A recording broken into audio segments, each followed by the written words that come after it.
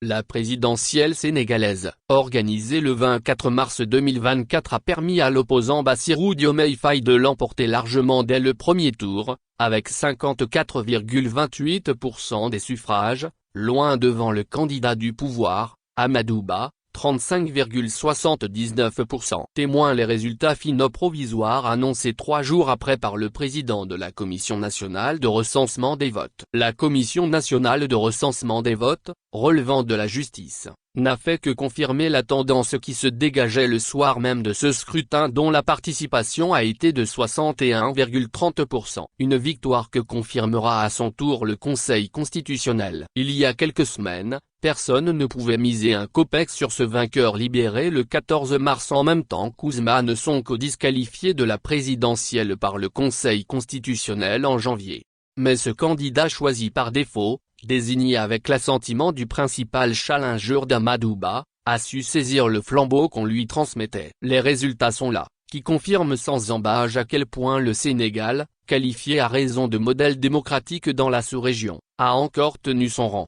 Fini la crise politique. Le nouveau président s'engage à gouverner avec humilité, dans la transparence, à combattre la corruption à tous les niveaux. En m'élisant président de la République, le peuple sénégalais a fait le choix de la rupture pour donner corps à l'immense espoir suscité par notre projet et pour donner corps à ses aspirations. Je m'engage à gouverner avec humilité dans la transparence, à combattre la corruption à toutes les échelles, à me consacrer pleinement à la refondation des institutions et au renforcement des fondements de notre vivre ensemble. J'ai une pensée pour les femmes et les jeunes, une partie importante des ressources de la nation sera mobilisée pour abréger leurs souffrances et leur manque de perspective, a-t-il déclaré le soir du lendemain des résultats provisoires. Chose réjouissante, le président sortant n'a pas attendu les résultats définitifs pour féliciter le vainqueur de la présidentielle.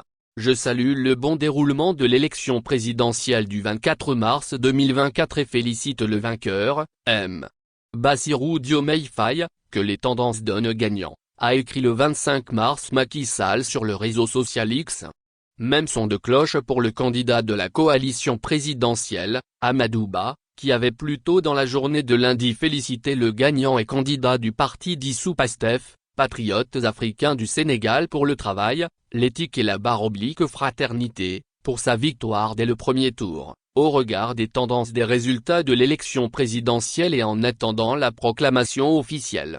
Lors du Conseil des ministres du 27 mars, le dernier de Macky Sall, celui-ci a demandé à l'ensemble de ses ministres de préparer les dossiers de passation de service. Le Premier ministre a aussi demandé à son gouvernement de s'organiser pour une bonne tenue de la célébration du 4 avril qui se fera sous la houlette du nouveau président. En prélude à la cérémonie de passation de service, Macky Sall a reçu le 29 mars son successeur. Une rencontre empreinte de courtoisie au cours de laquelle les deux hommes ont discuté en profondeur des grands dossiers de l'État ainsi que de la cérémonie de prestation de serment et de passation de service, assure les services de communication de la présidence. Le leader de PASTEF les Patriotes, Ousmane Sonko faisait lui aussi partie de la délégation du nouveau président de la République. On assiste au dénouement d'une pièce électorale qui s'annonçait plutôt tragique, mais qui aura finalement soulagé les Sénégalais dans leur majorité, eux qui ont connu des mois de tension à cause du report de dernière minute de la présidentielle par Macky Sall en février et le resserrement du calendrier avec la fixation de la nouvelle date du 24 mars. Cet achèvement comme on en voit rarement sur le continent, ne peut qu'être salué par tout amoureux de la démocratie, valeur que ne partagent pas bien des pays d'une Afrique occidentale qui amaille à partir avec le respect du verdict des urnes.